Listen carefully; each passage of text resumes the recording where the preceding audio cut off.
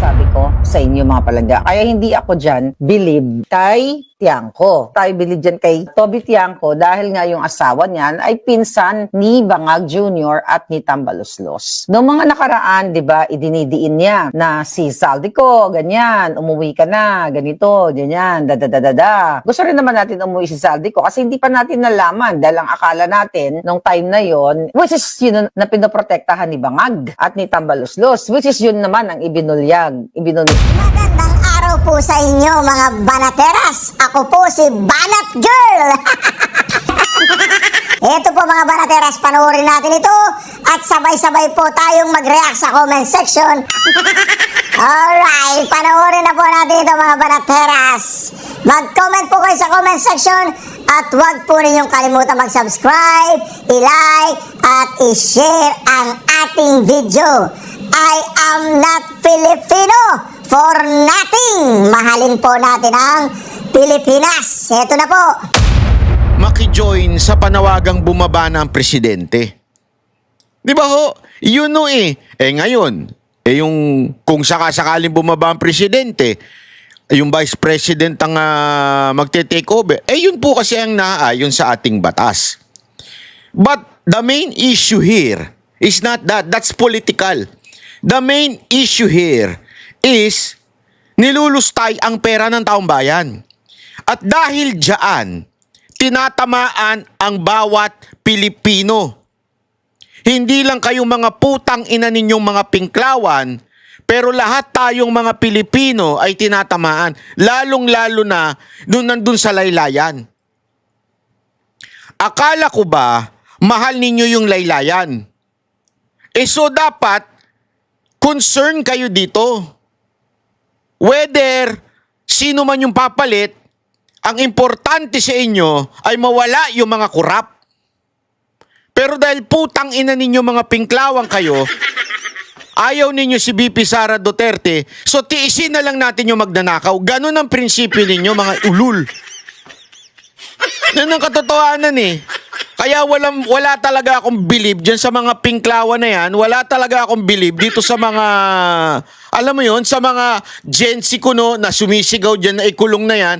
Eto na nga, lumalabas na. Tapos ayaw nyo pa. Kung hindi rin naman kayo mga hindot, di ba? Ba't ko nasabi yan? Ipapakita natin ha.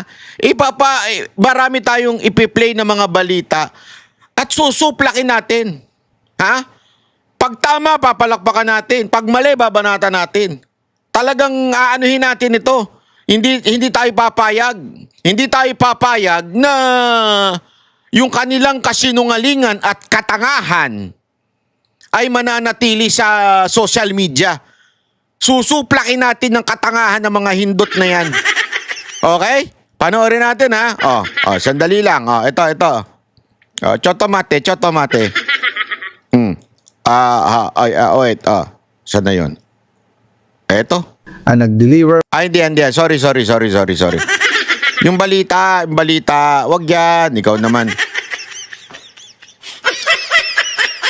Saan na yun, ha?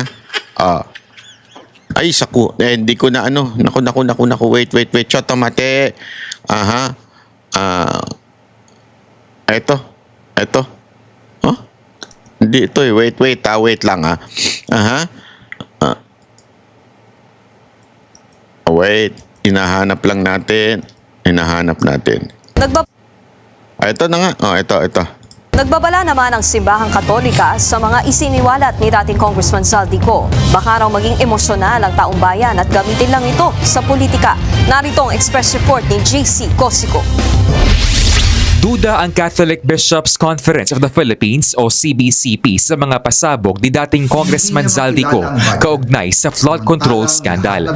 Kung saan mas concerned pa sila doon sa yung doon sa reaksyon ng publiko kaysa doon sa tunay na topic. Alam mo, hindi ko magets tong CBCP. Magkano ba naabuloy sa inyo ng Marcos administrasyon? Magkano ba naabuloy sa inyo ni Romualdez? Sorry I'm not against Catholic. Hindi yan yung CBCP lang. Wag natin lahatin. Yung marami yung matinong Katoliko. Yung CBCP lang, yung pamumuno lang. Bakit tila mas concerned pa kayo dun sa reaction o kay Zaldico kesa doon sa tunay na issue ng korupsyon na ang dahilan ng pagkamatay ng mga Pilipino dahil dyan sa flood control project na yan na hindi nag-i-exist. Especially nitong nakaraang linggo, yung sa Cebu. Di ba? Sobrang daming namatay dahil sa lintik na korupsyon na ito. At dahil din dyan, maraming hindi nakapag-aral. Bakit? Ilan lang ang pinagawa na eskwelahan na kinagulat pa nga ni Vince Dizon. Hindi kayo concerned doon. Ang concern ninyo, naku, baka mamaya mag-react ang mga tao, labanan si Marcos. Baka mamaya gamitin ito ng mga political Hindi ba? Nakakapagtaka talaga si BCP. Magkano ba nabuloy sa inyo ni Marcos at ni Romualdez? Hindi kasi, di ba, naalala ninyo nung panahon na kaya galit na galit ito mga CBCP na ito, mga pare kay Duterte kasi binuking Binuking yung galit na galit sila kay Gloria tapos nung binigyan sila na mga Pajero ba yun? Tama, nakalimutan ko na kung nung brand yung binigay sa kanila mga sasakyan na nahimik ito. So ibig sabihin, corrupt din kayo. That's the truth. Ayaw nyo lang aminin pero pag kayo naabuluyan, tumatahimik. Diba? Kaya nga ang tanong ko, magkano abuloy sa inyo ngayon Sa kanyang dinawit si Pangulong Bongbong Marcos.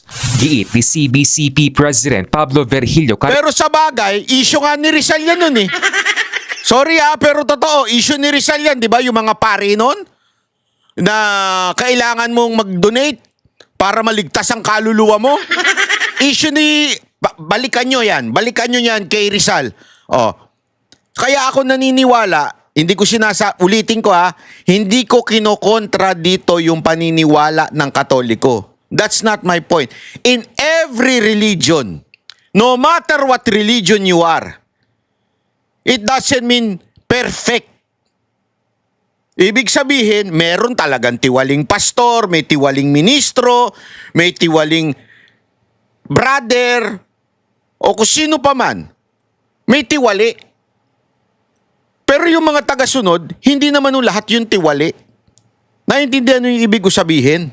Tinal David, kung totoo ang mga sinabi ni Ko, dapat daw siyang umuwi sa bansa, magsampa ng reklamo, panumpaan ang kanyang salaysay at maglatag. Papatayin nga siya, gusto niyong pauwiin. Ba't nyo ba gustong pauwiin? Para madagdagan ng funeral? Hindi, ba't gusto ninyo siyang pauwiin? Ako nagtataka lang ako kasi ito kasi nakakabuisit dito mga kababayan Pasensya ka na, Father, it's not about you. It's that kind of belief. Okay?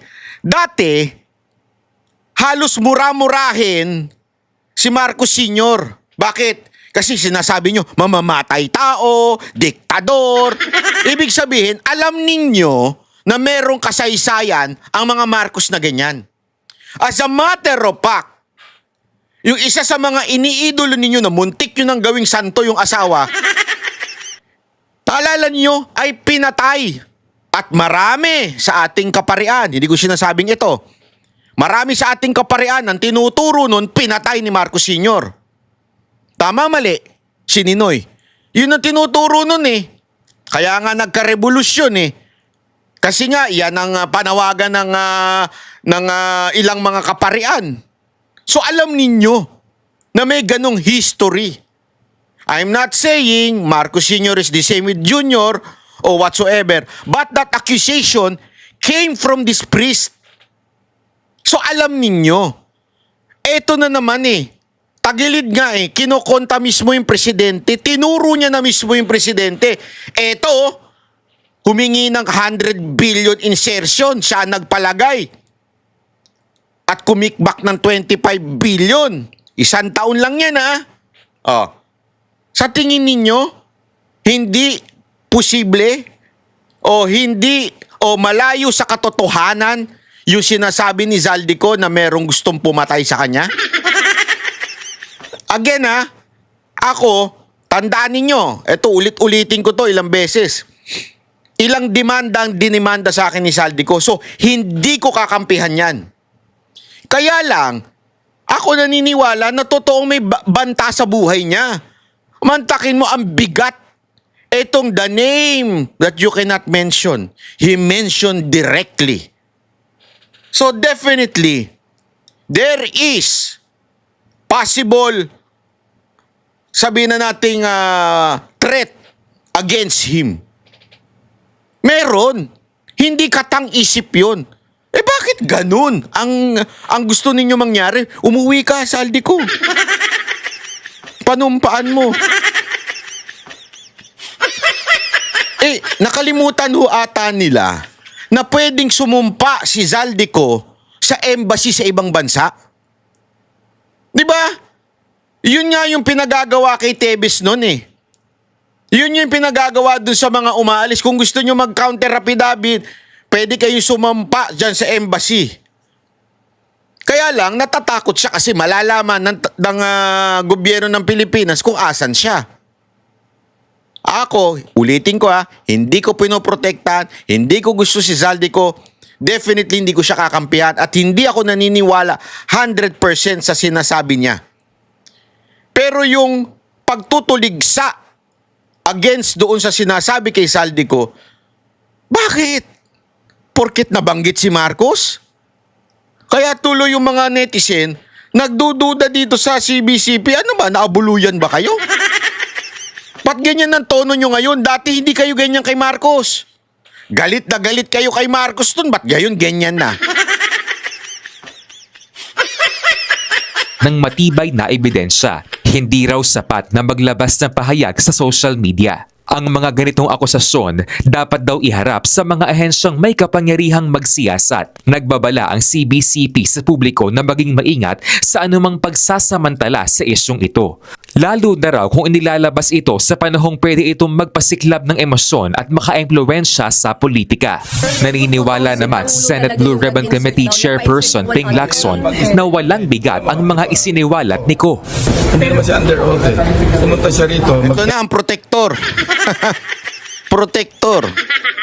Hindi naman daw siya under oath. Di ba? Oath siya.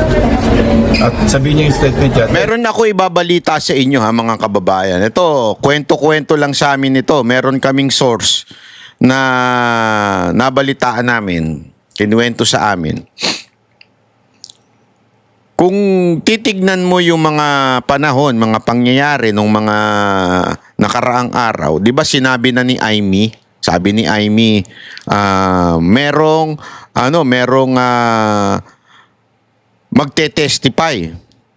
At eventually, sinabi niya na nga si Saldico via Zoom. Yun din na sinabi ni Lacson nun. Meron siyang matinding witness. Di ba? Siya yun eh. Si Saldico yun. Via Zoom. Kaya lang, ang balitang narinig namin, Lacson, sagutin mo ito kung totoo to. Hindi Ako tatanong ko lang sa'yo. Ang nangyari daw nun, binigyan ng script si Saldico. Tapos, ayaw niya yung script na ibinibigay sa kanya. Hindi ko alam kung ikaw, Lacson, na nagbigay nun. Ikaw ba nagbigay nun? Merong script na ibinibigay sa kanya para sa kanyang testimony doon sa Senado, pero hindi niya tinanggap. Ayaw niya. Dahil daw doon, allegedly, di umano, na kaya ayaw na ni Lacson ipatestify si Saldico. Kaya pansinin ninyo, yung unang mga bitaw ni Lacson, meron siyang surprise witness. Tapos biglang, asan na yung surprise witness? Wala. Akala pa nga nung iba, si Gutesa yun na magre-recant ng kanyang sinabi. Hindi. So, asan na yung surprise witness mo na yun? Lacson. Hindi, isipin nyo mabuti. Kaya tuloy, parang nakapani-paniwala yung kinuwento sa amin. Na, binigyan siya ng script, hindi niya binas, ayaw niya, kaya Hindi na siya pinag-testify, hindi na siya pinayagang mag-Zoom. Tapos, kaya na lang siya naglabas ng video. Kasi hindi pinayagan siya maglabas ng sarili niyang saloobin. Ganun daw nangyari. Ang tanong, Lacson, bakit hindi mo tinuloy yung Zoom kay Zaldico? Bakit hindi mo tinuloy yun? Ikaw ba nagbigay ng script na sablay? Script para iiwas si Marcos? O iiwas yung kaibigan mong si Romualdez? Bakit? Bakit hindi tumuloy si Zaldico nun? Yung totoo, Lacson, ikaw sumagot. Tapos ngayon sasabihin mo kailangan humarap siya. Kung kailangan pala, ba't di mo pinaharap dyan? Ako nagtatanong lang naman ako sa'yo, Lacson, ha? Yun ang may probative value. Dinipensahan din ni Navotas Representative Toby Tiangco ang Pangulo. Wala raw logic ang sinabi ni Ko na budget insertion ni PBBM Anong nangyari doon? Anong nangyari? Tuloy. sa 2025 national budget. The budget comes from the executive, di ba? Kung may mga proyekto na gusto ilagay si Presidente doon, dilagay niya na yun sa NEP. Bakit pa naman niya iintayin yung BICAM para ilagay yung mga projects na yun, no? That doesn't make sense. So, hindi dapat paniwalaan yun. Sabi naman ng Department of Tatablay natin yan. Ipapaliwanag ko sa inyo unya-unya. Justice, magagamit lang ang mga pahayag ni Ko kung isusumiti ito bilang ebidensya sa mga reklamo laban sa kanya. Ang video po kasi iba yung ano dyan iba yung rules on admissibility for photo electronic evidence. So pag file po niyan, it's not as simple as a written document, for example, that has to be notarized. Hindi naman po na-notarize ang video. Siyempong nagsalita si Ko 2 araw bago ang ikinakasang mga rally sa linggo ng Iglesia ni Cristo at ilang retiradong sundalo. Tingin ni UP Political Science Professor Antonio Contreras, posibleng may koneksyon ito sa rally. Bakit parang may agenda siya? Pakonek yan doon sa isang mga rally na magaganap. Posible na baka may koneksyon na siniset up yung narrative. Ang tanong dito, sino magkukontrol ng narrative? Sino kumokontrol kay... Si Duterte na naman yan. Isa pa ito eh. Bitter ito kay Duterte. Alam ko kung bakit. Pero hindi ko na sasabihin dito. Zaldico? Nagbabalita mula sa frontline, JC Cosico. Yan kasi yung ano nila eh. Yan yung kanilang dalawang argumento ngayon. One, meron daw nagko-control dito kay Zaldico. At yan daw yung makikinabang ng kung sakasakali matanggal si Marcos. Sa tingin ninyo, kayang kontrolin ni Duterte yan? Tangina, kinulong nyo na nga eh. Oh, si VP Sara. Alam mo, si VP Sara, powerless na ngayon. Wala nga siyang magawa. Tapos sasabihin ninyo, kinokontrol. Walang nagkokontrol na Duterte dyan. Sigurado ko. Wala. Sa tingin ninyo, ganyang kayaman na si Zaldico, makokontrol ng mga Duterte. Uy, mag-isip nga kayo ng mga, yung utak ninyo, sagad na sa pulburon eh.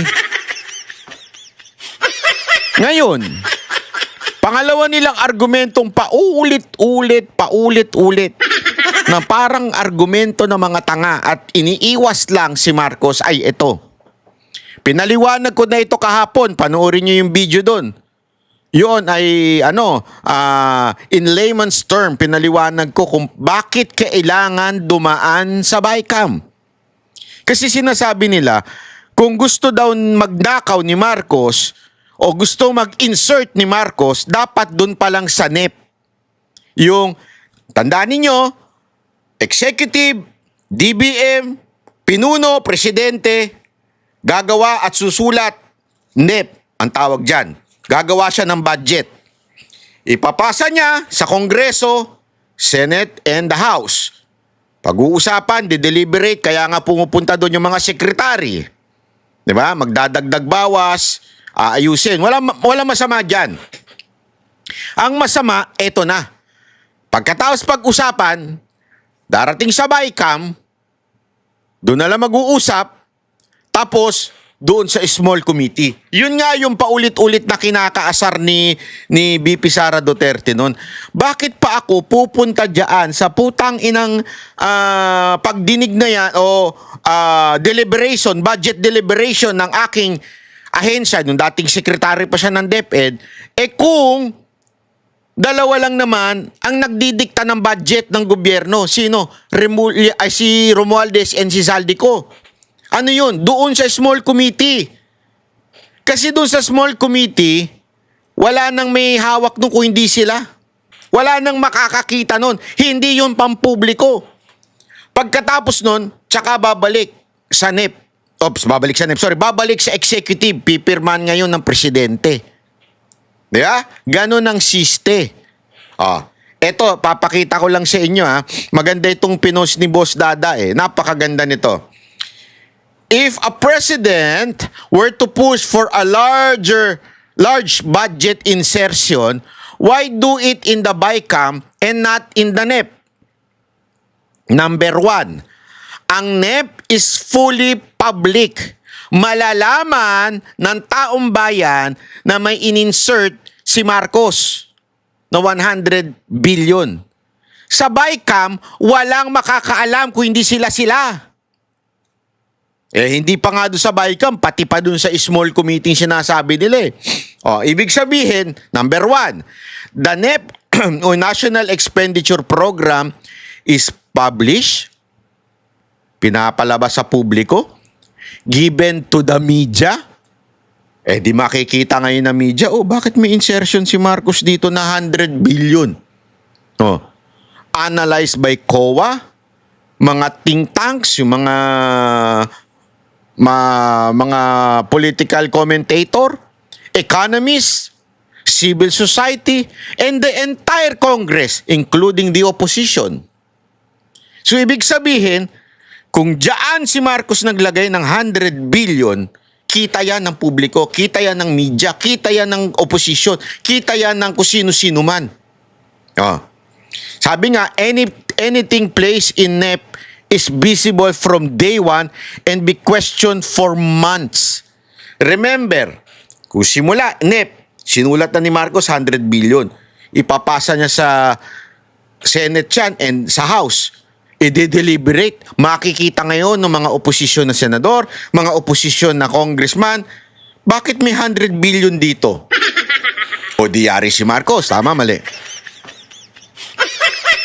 The BICAM, on the other hand, is behind closed doors.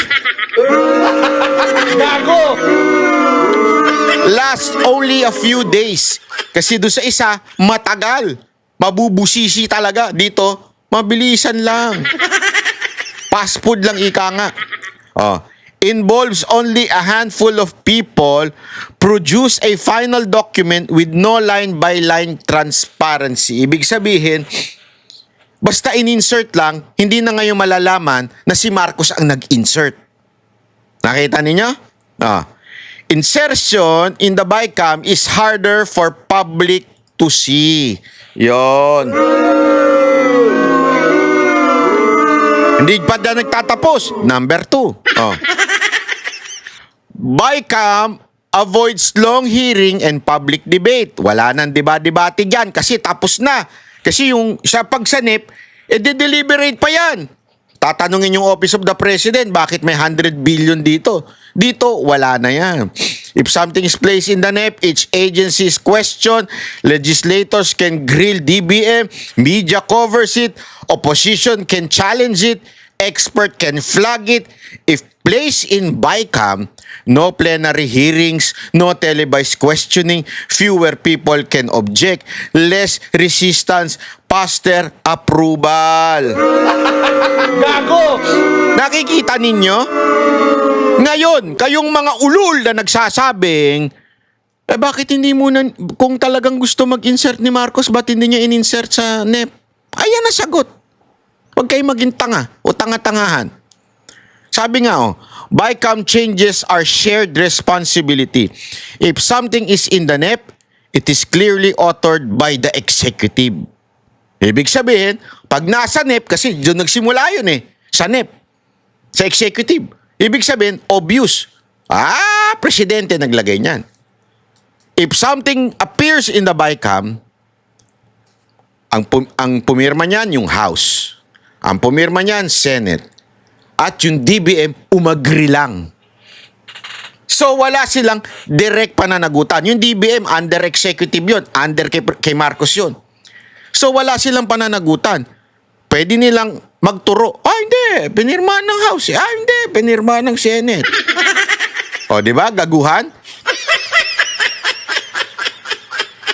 Responsibility becomes collective, not individual. Meaning, talagang pag nagbulilyaso, tulad nito, tinuturo lang nila ngayon si Zaldico.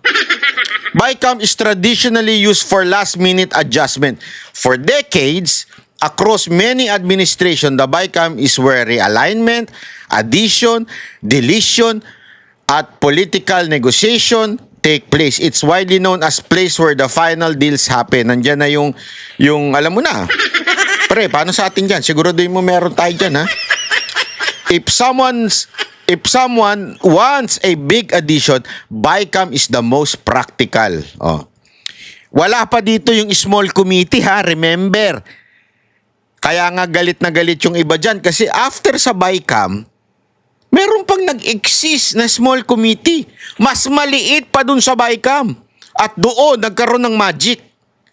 In NEP, DBM must justify the item. In BICAM, justification is minimal. Oh. Any project in NEP must have documentation, feasibility studies, agency request, program na rational. Sa BICAM, additions do not require same paperwork. Wala na. Para bagang sa pagkuha ng mga permit, kahit no-show ka na dyan. Basta may pera ka, ayos na yan. They can be inserted through negotiation, justification is minimal or political. Gago! BICAM lowers the documentation burden. Conclusion. General neutral answer. A president or any powerful actor wanted a large insertion to pass quietly. Ayun. Yung parbaga nagbubulungan na si Marcos at si Romualdez. Alam niyo yung picture na yun? The BICAM is preferred venue because less transparency, less debate, less documentation, faster approval, diluted accountability. Oh. Di ba? Saan ka pa? O, tanungin kita ngayon. Sige. Kayong mga nagtatanga-tangahan o di kaya sadyang tanga lang, tanungin ko kayo ngayon, saan mas maganda mag-insert? Sa NEP o sa BICAM? Sagot! At yan ang tanong natin para sa 3 GCash na mananalo ngayong araw na to. Akala nyo sa ending, ha? Hindi pa tayo tapos, pero hindi ko sa ending ilalagay sa gitna. Kasi iba, pino-forward lang sa ending, eh. Saan mas madali maglagay at hindi kapansin-pansin na insertion?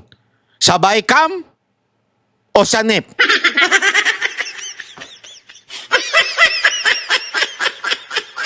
Yeah.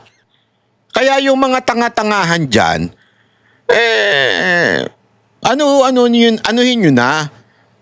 I-drop nyo na yung argument na yan kasi lalo lang kayong nabubuking, eh. Di ba? Lalo lang kayong nabubuking dahil sa mga ganyan ninyong dahilan.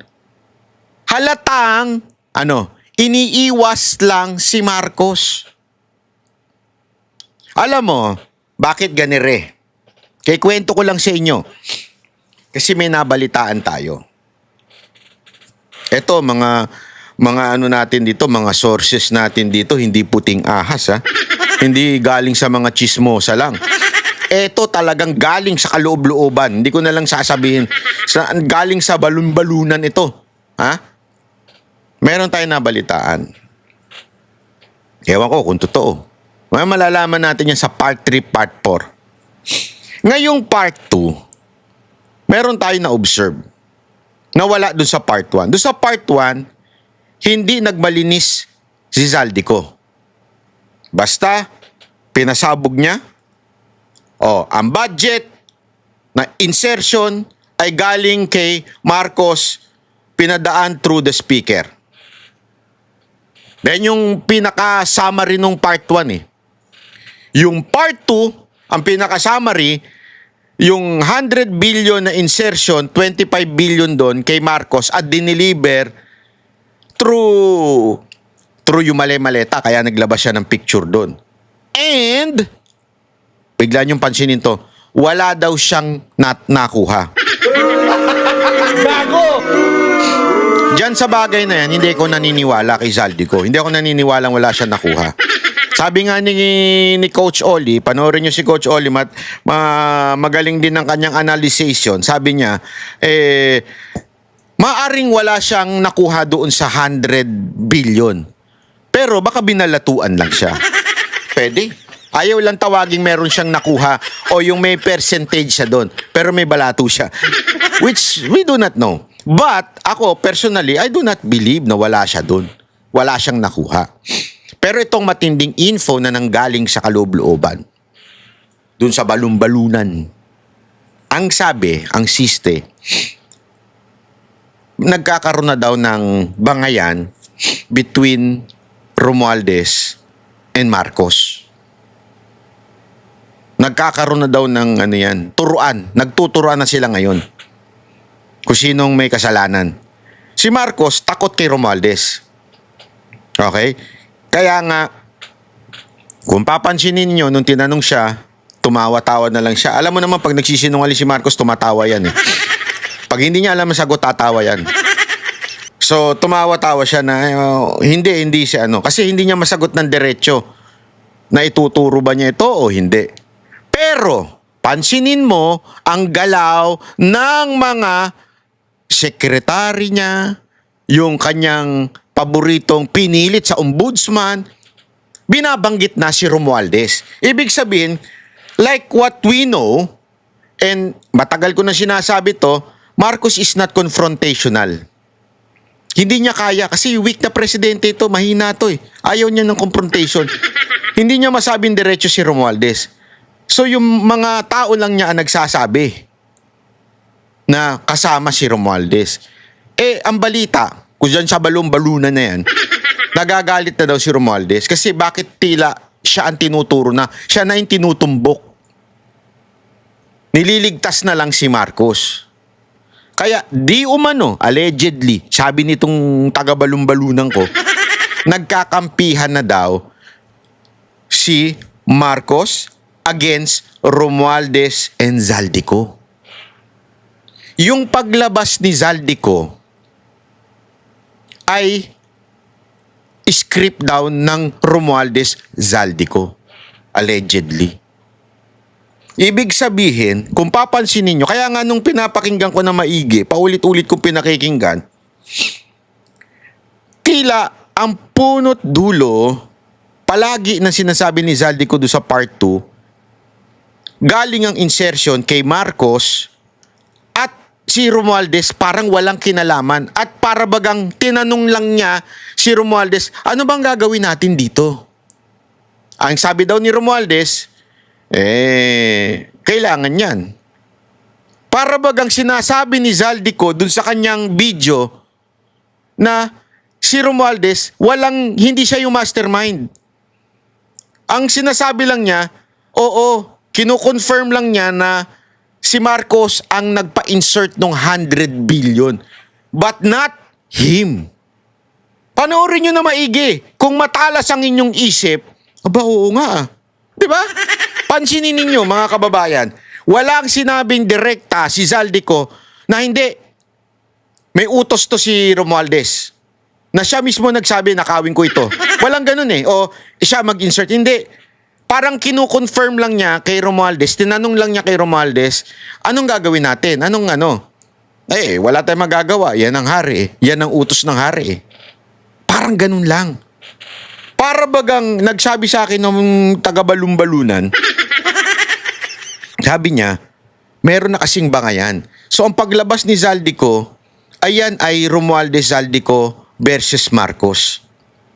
Para malinis si Romualdez at ang talagang idiin na ngayon si Marcos. For whatever fucking reason is. I don't care kung magbangayan sila, mag-away sila. But one thing is true. Tama yung sinabi ni Gutesa na nagdi-deliver ng mali-maleta. At sabi nga ni VP Sara Duterte, it is not odd for Romualdez about mali-maleta. Kasi nasangkot na daw, di umano, itong si Romualdez, dyan sa Delaware, sa Amerika, na maleta rin doon sa Okada. Diba, na issue. Kaya sabi nga ni VP Sara Duterte, hindi yan masasabi mong imposible. Kasi may nasangkutan na si Romualdez na mali-maleta din. Yun ang isang importante sa akin.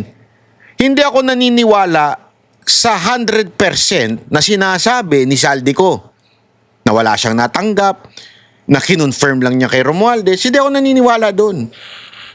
Ito'y sit-in. Ito'y pinag-usapan. Alam mo yon, 3 kayong nag-usap-usap dyan. Hindi ako naniniwala na inutusan lang kayo. Diba? Hindi ako naniniwala, 3 kayo dyan at pinagplanuhan yan. Sa tingin ko, opinion ko ito. I can be wrong, but it is my opinion na sa tingin ko, ganun na nangyari. Nag-usap-usap kayong 3, ngayon na nagkakabukingan na, kanya-kanya na kayong laglagan. Kasi ganun naman talaga eh. Sabi nga nila, pwede ba yun? Yung magpinsan, maglaglagan? Aba, subukan ninyo malunod. Subukan ninyo. Subukan nyo na malunod. Kahit siguro yung jowa ninyo o yung kabit ninyo, pareho kayo nalulunod, baka tungtungan mo yun hanggang malunod na yun Iligtas mo lang yung sarili mo. Ganun ang yan ang tinatawag na survival instinct ng tao. Kahit sino pa, basta mag-survive siya. Kahit magulang niya pa yon, basta mag-survive siya, gagawin niya. Yan ang survival instinct ng human being. So, ano ba naman to? Sa tingin nyo, may moral pa ito mga to? Hindi ko aano niya kasi pinsang ko yan. Wala nang ganyan-ganyan yan. Pera-pera na to, Brad. At saka, ang usap dito, yung himas-rehas na. Nanakot na Nanakot niya isang Rimulya. Sinabi niya, prepared na sa inyo itong kulungan nyo, ha? Di ba? Prepare na to. May banat pa si Marcos na, marami magpapasko sa bilangguan. Nagdilang anghel ang walang niya. Mukhang siya yun. Di ba? But still, yun yung sinasabi natin Maybe it's not 100% the truth. Pero ito yung fact na hindi mo maaalis. Ano yon? Halimbawa, ito. Ipapakita ko sa inyo. Ito. Anong kulay nito? Puti. It's a fact. Okay? Kahit anong paliwanag mo, puti yan. Pwede mo sabihin, dirty white yan. Mashed potato yan. Ano mashed potato? Hindi nyo alam yon? Potato at saka mashed potato. Ha? Ano yun? Potato? Hindi. Potato, mashed potato. Corny mo, banat ba? Ayop ka. Gago! Ang ibig ko lamang sabihin, hindi nyo pwedeng baguhin ang fact na ito'y kulay puti. Okay? Pwede mong i-argue na, hindi, medyo dirty white yan. Hindi, ibang klaseng white yan, glossy white yan. Hindi, matte white yan. Pwede mong i-argue yan, pero hindi mo maaalis na kulay puti ito. Nangigets nyo? Ano ibig ko na sabihin? Ganito lang kasimple. Kung sino man na may kasalanan doon sa 3 hindot na yun,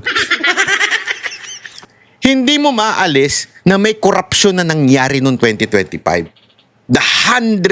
Actually, hindi lang 100 billion Kasi kung papansinin ninyo, di ba? Like yung sa PhilHealth, yung binawas doon, tinanggal doon, yung ilang eskwelahan lang ang nagawa. Ibig sabihin, this is the most corrupt budget. It's a fact. And it's also a fact that the chairman is Zaldico, the chairman of the appropriation. It's also a fact that Speaker Romualdez is the speaker at that time where there is the most corrupt budget. And it's also a fact na pinirmahan ni Marcos yan.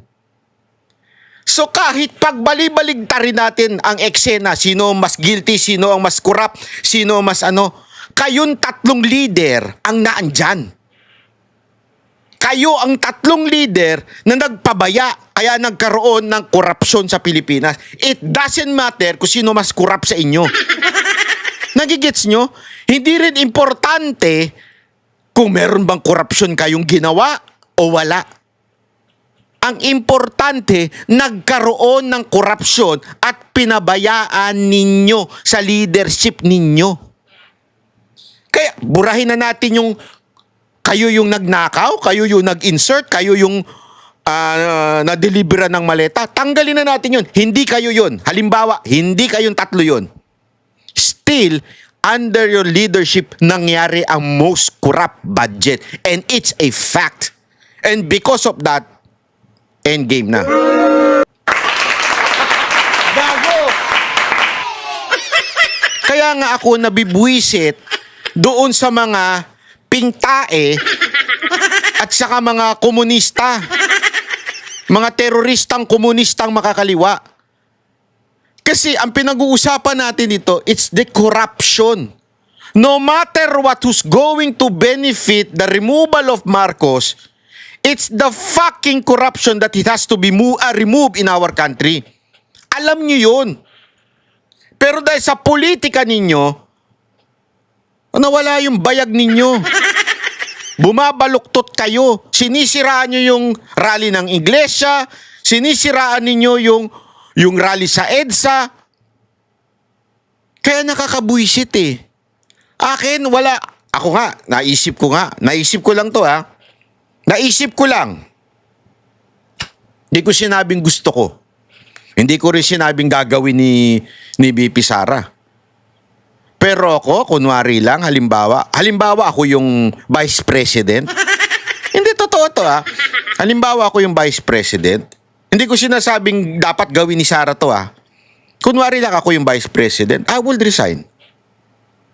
To show my sincerity na okay, ayaw nyo ako. Okay, baba ako.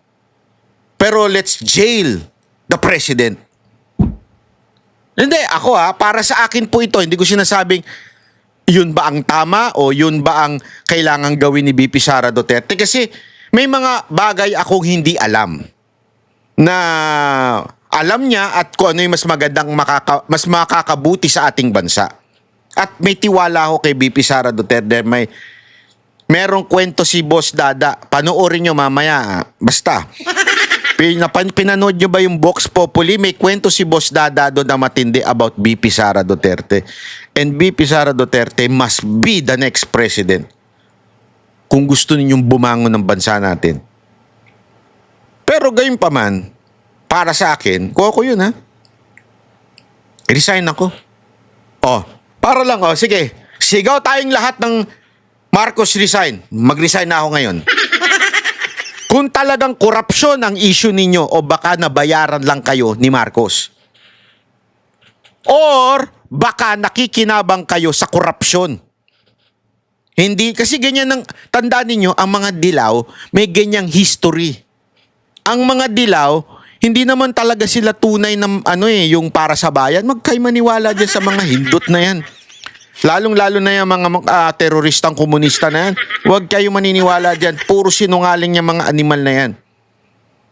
Kaya hindi ako naniniwala na sa panawagan nila, hindi ako naniniwala.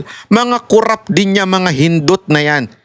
Nagkataon lang, hindi sila nabigyan ng todo-todo. Kaya, alam mo na, sigaw-sigaw sila dito ng ikulong na yan, mga kulangot. Totoo. Syempre, tatanga-tanga naman yung mga Gen Z. Ano alam niyan? Yung mga Gen Z na yan, tanungin mo kung ano issue, ipaliwanag mo sa kanila yung NEP and BICAM. Wala, hindi nila maintindihan yan. Kasi yung alam lang niya, mag-TikTok, mag-Starbucks. Wala namang masama sa Starbucks, marami kasi sa mga Gen Z ngayon, yung ano nila, yung karunungan nila, nakikiuso, nakikigeng-geng lang. Pag pinaliwanag mo ng issue, aanga-anga na. Pero naniniwala ako, yung mga Gen Z pasosyal na sinasabi ko, marami pa rin kabataan, kasi maraming kabataan na umattend ng INC no, na rally, na alam nila. Kaya nga alam mo, mas may tiwala ako kasi nakapunta ako sa rally dyan ng INC itong nakaraan, yung milyon-milyon. Nakapunta ako dyan at nakita ko talaga, natanong ko yung mga tao, alam nila ang dahilan kung bakit sila naandun. Tanungin mo yung mga kasama ng mga komunista, walang alam yung mga yan. Maniwala kayo. O, pakinggan natin to ha. Sorry. You made mention kanina of the timing is Sorry. Ito pala. you made mention kanina of Ano ba to? Wait. mabigat ang mga binitawan ni Saldico, pero Ayan. anong pagtitimbang mo doon sa mga binitawan niya? Among them, of course, 100 billion in insertions by the President himself, the source of the NEP to begin with, and yung kickbacks by the President. Well, una ay hindi natin dapat i-outright i-reject yung testimony ni Saldico. Diba? Dahil very dramatic yung kanyang pagsulpot. Pero at the same time, hindi rin natin kaagad dapat tanggapin en toto yung kanyang sinabi. Dahil medyo may mga sinabi siya na medyo weird lang ng konti. No, konti lang. Halimbawa, ngayon lang ako nakakita ng presidente na gagawa ng insertions sa sarili niyang budget. Diyan pa lang, meron ka ng problema sa statement mo, Llamas eh. Ngayon lang ako nakakita ng presidente na ilalagay niya insertion through BICAM, hindi sa sarili niya. Ngayon din lang ako nakakita ng presidente ngumingiwi. If you know what I mean. Ngayon lang din ako nakakita ng presidenteng wala namang ginawa, nanalo. Hindi nga maayos yung Ilocos Norte. Ngayon lang din ako nakakita ng presidenteng kahit yung ama niya hindi bilib sa kanya.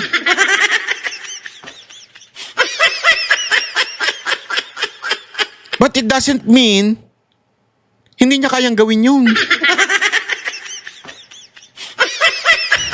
Ibig sabihin, ikaw na gumawa ng budget, pinasok mo na in the first hand, di ba?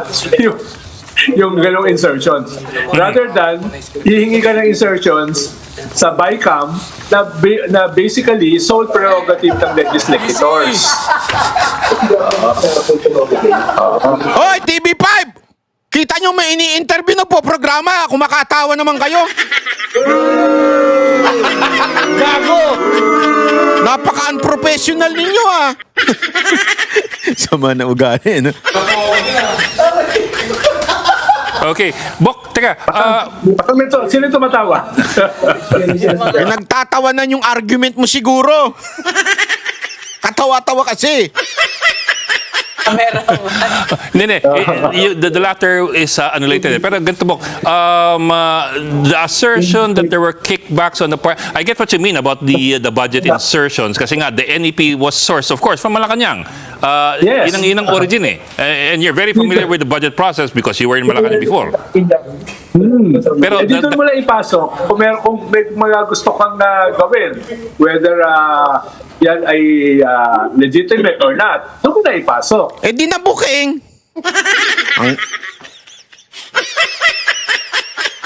Naturingang matalino daw ito. Pero ganun ang ano. TV5 kasi interviewin nyo ako pagka ito ang ano nyo. Para babarahin ko kasi kayo, ito ang problema sa TV5 eh. Sorry sa TV5. Minsan nag-imbita kayo.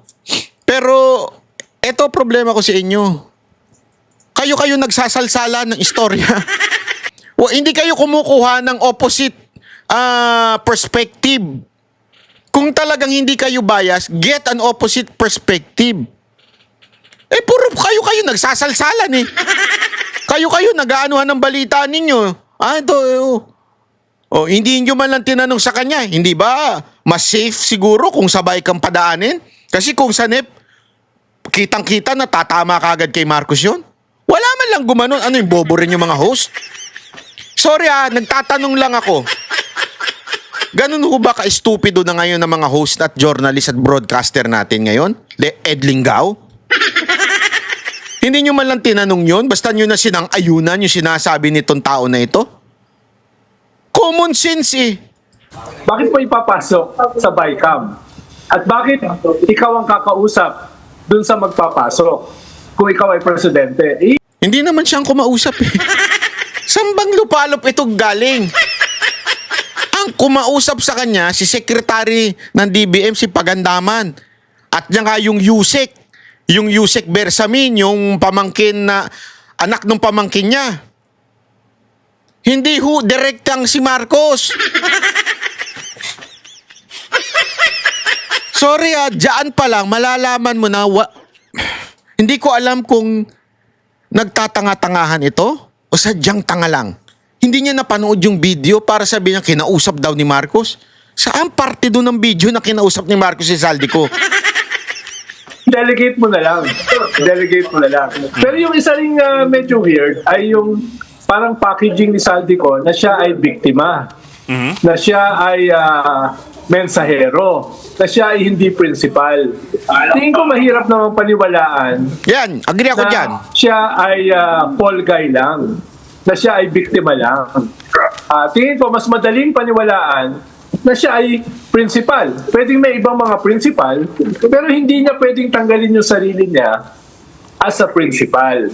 Ganun kasi yung dating eh. Parang ilalaglag mo somebody as the principal. Yan ang pwede mo sabihin yan. Yung bagay na yan. Pwede mo sabihin yan. Di ba? Pero yung isa, napakalabong argumento nun. Tapos ikaw ay hindi. Baka mas maging credible pa yung kanyang testimony kung sabihin niya, I agree with this. This time I agree. Kaya Zaldico, makinig ka. Yung totoo lang, kasi mababasag ka eh. Pababasag ka sa sinasabi mong yan na wala ka man lang tinanggap, wala ka man lang kinuha na porsyento. Basag ka dyan. Tutoy, basag ka dyan ng mga taong kumikriticize sa'yo. So, ang akin lang, tell the whole truth and nothing but the truth. Kaya nga ganun ang pagkano, di ba? Pag sumusumpa ka, tell the truth and nothing but the truth. Lahat. Kasi sabi ko nga sa inyo, ang pagsisinungaling, kahit 90% ay totoo, kung may 10% na kasinungalingan, mayayari ka. Kasi mahuhuli ka. Malalaman na nagsisinungaling ka. Yung 10% na yun, pag kinaligtaan mo yun. Pagka, alam mo yun? Mahirap yun. na yung kanyang role as a principal dito. Tapos, pangatlo, parang napakahalaga ng timing. Diba? Napakahalaga ng timing niyang kanyang testimony. Una, 2 days ago, sinabi niya ni Amy na magte-testify si Saldico. Okay. No? So, ibig sabihin, paano nalaman ni Amy? Politically, magkaiba dapat sila ng political alliances ni Saldico. Ibig sabihin, alam ni Amy na parang bumaliktad na si Saldico. No? Yun yung isang tingin ko na dapat suriin. Ikalawa ay merong mga parating na mga malalaking mobilizations na ang sinasabi Ito yung sinasabing timing. Kasi laging patapusin na nga muna natin bago ako mag-comment. Iinit na naman ang ulo ko eh. Destabilization component. So ito ay parang designed as a trigger para doon sa next week. No, para sa next week. So may mga sitwasyon na nagja-jive dito sa timing na ito. No, without undermining yung content ng testimony, parang ito yung mga humahalo rito. Parang medyo magkaroon ka ng counting question mark. O maliit na question mark. Bok, let me Maliit just lang naman. squeeze in. You're saying that the timing is not coincidental. Yes. Lalo na sa Pilipinas ay hindi ganun karami ang coincidental. No, Hindi, agree ako. na baka tiniming ni Zaldico. But still, it doesn't make it total lie. O masasabi natin, kahit ba itiniming niya, so what? Diba? Hindi ibig sabihin, kasinungalingan yung sinabi niya. Maaring tiniis niya for a long time. Tangina diba, sinasabi niya nga, parang ako kasi ang inaano Noong una, sabi, iligtas ako. Tas ngayon, hanggang kaduluduluhan, pinakita pa yung kulungan ko. Hanggang etong recent, kinasuhan na siya. Diba? Actually, hindi nga ako pwedeng tiniming. Pero kung babasahin ninyo, titingnan nyo yung mga pangyayari, si Marcos ang nag-timing. Bakit? Bakit kanyo? Sino ba ang nag-presscon? Tandaan ninyo na una ang presscon ni Marcos bago nagsalita si Zaldico. Anong presscon ni Marcos? Hindi na kayo aabot ng Pasko, makukulong kayo? Biglaan nga yun As a matter of fact, nagkagulatan doon kasi may ibang plano daw nanggaling na yun sa bibig ni Auntie Claire. Nanggaling daw sila, may pupuntahan silang supposedly event, si Marcos, pero ang nangyari, biglang nagpa-presscon. Something like that. I'm not sure kung nauna yung event o nauna yung presscon. Di ako sure. Pero that day, nangyari yun. Biglaan. Unplanned yung presscon na yun. Doon nag-presscon at doon sinabi ni Marcos yung plano niya na ikukulong ganyan. So, it was so certain to the point it was the president who's talking na. Kasi before, hindi siya nagsasalita. Si Remulla, kung sino-sino pa, yung sa ICI. But this time, siya na ang nagsalita. At nakita niya siguro, sa tingin ko nakita ni Zaldico, sandali. Iba na, usapan natin Yun ang timing. Bakit? Bakit kanyo? Kasi nga, gusto ni Marcos maipakita sa INC o maipakita sa mga magrarally ngayong araw na ito, simula, para maipakita, hindi meron ako ipakukulong. Diba, sinabi ko pa nga, hindi na sila aabot ng Pasko. So, sino nag-timing? It was Marcos. Tama, mali. Sa tingin ko, doon nabuisi si Zaldico. Ganun. Ako lang ang makukulong. Hindi pwede yan. Sasabihin ko na ngayon. At the same time, bakit ibinalik yung blue ribbon? Mantakin nyo nagpahinga yung lintik na blue ribbon, nagdrama-drama pa yung si Lacson. Tapos biglang ibinalik. Friday, bago mag-rally-rally. So, sino gumawa ng timing? It was not Zaldico. At dapat, magsasalita doon si Zaldico, di ba? Yun nga yung surprise witness supposedly. Pero hindi siya pinayagan, kaya nilabas niya na yung video. So, it was not a timing na ginawa ni Zaldico. He was pushed to the limit na, sandali, ako na to ako lang to, hindi pwede. Hindi pwedeng ako lang. Sama-sama tayo sa impyerno. Totoo yun, sa tingin ko ganun na nangyari, na parang, hindi, lugi naman ako dito, nangayayat na nga ako dito. Mantakin mo, ito lang ang nagpunta ng ibang bansa na nangayayat. Si Boss Dada, pag nagpupunta ng ibang bansa yan buti na lang, ngayon meron na siyang kaya pumayat na. Pero nung galing sa Europe yan, naku po, kataba niya pagbalik dito Kasi alam mo naman mga pagkain nun, malaki yan talaga Si Zaldico lang ang nangayayat. Nangayayat na nga ng todo-todo. Tapos siya lang ang mananagot. Ako lang may kasalanan. Hindi pwede yun. So, hindi tiniming ni Zaldico sa tingin ko Pero posible yung sinasabi nito. Pero sa tingin ko, hindi niya tiniming yun. Talagang tinulak lang siya doon sa dulo at napuno na yung tao na bakit ako lang. Hindi pwedeng ganun. Damay-damay na. Nito ay by design. Kaya dahil sa ganyang klaseng timing, parang nakadesenyo yan to have an effect, to be a trigger towards something na pinag-uusapan nyo yata sa Storycon at saka sa Safe House na ang tawag yata ay destabilization. Ayan, tuloy natin. Kasi importante to sinasabi niya medyo minaliit ng konti itong INC. Ako, di ako papayag. Kung ako taga-INC, hindi ako papayag na tila minaliit kayo. You made mention kanina of the timing is a bit suspect, that it might be a trigger, if I'm getting you right, it might be a trigger for a move towards this destabilization, especially in light of what is expected to be a large mass action, possibly 3 days, starting this weekend. What are you hearing? Are we looking at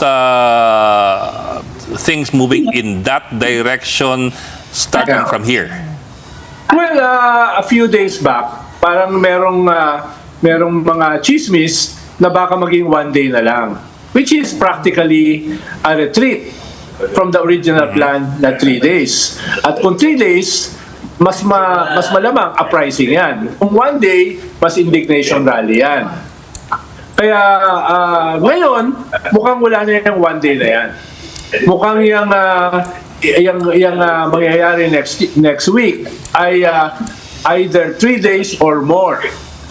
Or more? Oo. So, itong alleged expose ni Saldico at itong magiging 3 or more days na rally next week, are meant to trigger something, no? Are meant to trigger something, no? Pero I doubt, for now, kung merong matitrigger na withdrawal of support or destabilization ng military. For now, kaya for now, itong expose is an expose. At ang matitrigger niyan ay yung rally next week. Pero I doubt for now kung makaka-trigger siya ng something else. Like a withdrawal of support. No? Pero alam mo naman sa Pilipinas, things can change almost overnight. Katulad nitong nangyari today. Actually, Ronald, no, meron pa nga yung rally on November 30 at mas malaki yon. There are still 2 weeks to go. Mas malaki yun, te? Nakita mo ba yung rally ng September 21 at yung rally ng INC? Remember yung rally ng INC noon? Sila pa lang yun. Nakita natin, milyon-milyon na yung nandoon. Yung September 21, di nga na umabot ng 1 milyon yun. Tapos sasabihin mo ngayon, tingnan ninyo kung gaano nila minamaliit yung rally ng INC, Sasabihin nila ngayon, mas malaki daw doon sa November 30 kasi yung mga nagsama-sama doon, mga dilawan, pinklawan. Tingnan nyo, yung Catholic Church, babanggitin pa dito at saka yung mga komunistang terorista.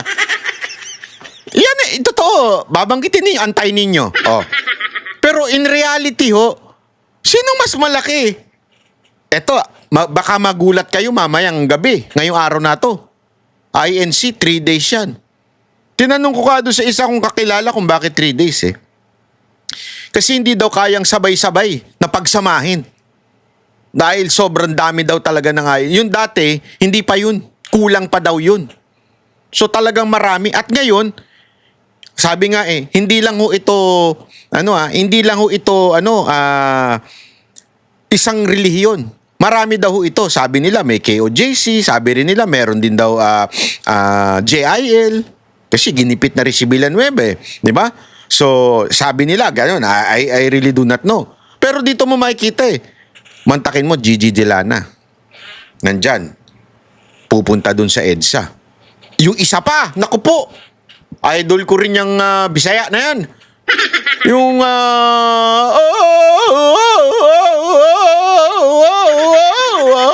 yung kumanta nun. Kilala niyo yun? Si Elias TV. Ito ba si Elias TV? YouTube channel ba ito? Hindi, biro lang. Kasi parang Boss Dada TV. Hindi. Totoo. Kaya nga ako pupunta doon. Gusto ko makigan.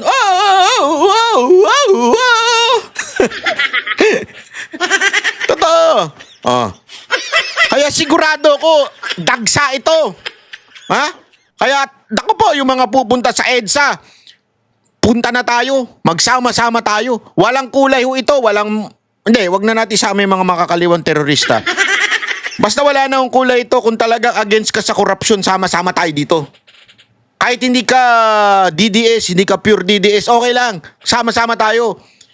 Anong reliyon mo? Kahit Katoliko ka pa, kung ano man, Muslim. Kasi may mga Muslim din na nagbayag na yung mga imam ba yun? Sorry, hindi ko po kakabisado pasensya na kung nagkamali ko. Yung head down ng imam yun na para nakita ko sa isang balita. Nagpahayag ng todong suporta rin. So sama-sama talaga dito. Tapos sasabihin nito, ay mas malaking sa 30. Umaliitin ninyo Tingnan natin. Towards that rally. Pero sinabi mo sa Facebook, sabi mo, kapit mga kababayan, brace yourselves, be very vigilant. November is shaping up to be an extraordinarily turbulent ride. So what can we expect in the coming days and weeks? Well, yung November 30 will continue. Nationwide yan. At very active dyan yung Catholic Church. No, na hindi kasama dito sa 16 to 18. Ikalawa, tuloy yung rally sa 23 sa EDSA Shrine, anniversary Christ the King yan, activity na ina-approximate yung November 30. Pero ang tingin ko ay itong mga forces na ito ay baka magkaroon ng earlier mobilizations. No, dahil nga dito sa drama, dahil dito sa nangyayari ngayon, no? Kaya hindi ako mabibigla na sometime next week ay magkakaroon din ng mobilization itong mga nagpaplano ng November 30 at November 23 na yes, dapat parusahan ng mga corrupt, yes, dapat isoli yung ninakaw, pero no to a military junta. Yan yung message nila, no? Sa November 30, November 23, at possibly within the week. Next week. Okay. I mean. I apologize, but I have to stick in one more question before we let you go. Why do you say that you Apology doubt? accepted. Okay.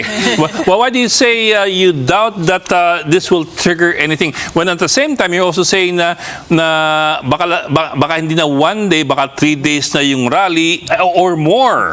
Kumbaga, humaba pa lalo, which makes it a little bit more alarming. Yeah, dahil una, nag-loyalty check kanina yung armed forces led by General Browner. Second, alam naman natin a week before na parang nag-hesitate yung mga possible military plotters dahil nga sa statement or dahil sa tawag dito, dahil sa pressure ng Catholic Church. At ikatlo, yung diplomatic community. Talagang diin na diin. Para bagang minamali talaga nila yung yung rally ng INC. Diin na diin sila doon sa rally ng Catholic Church na sila. Sige, tingnan natin, maliitin ninyo. Silang direct at saka indirect pressures dito sa laban sa isang military junta. Well, I think yung ganyang klaseng pressure is holding. For now. For now, it's holding. Kaya I doubt kung magkakaroon ng military component or a withdrawal of support, itong mga rallies na ito, kahit mahigit 3 days. No? 3 days. Okay. No? Dahil yung pinag-uusapan natin last week, I think still holds. Okay. Na ayaw nila yung i-install, ayaw nila yung possible influence ng ating invader sa West Philippine Sea, which is Our China. bigger neighbor. Naks naman. Slight yung panat mo, brada. Ayaw daw nila yung i-install at ayaw din nila yung parang influence from the West Philippines, yung invader natin.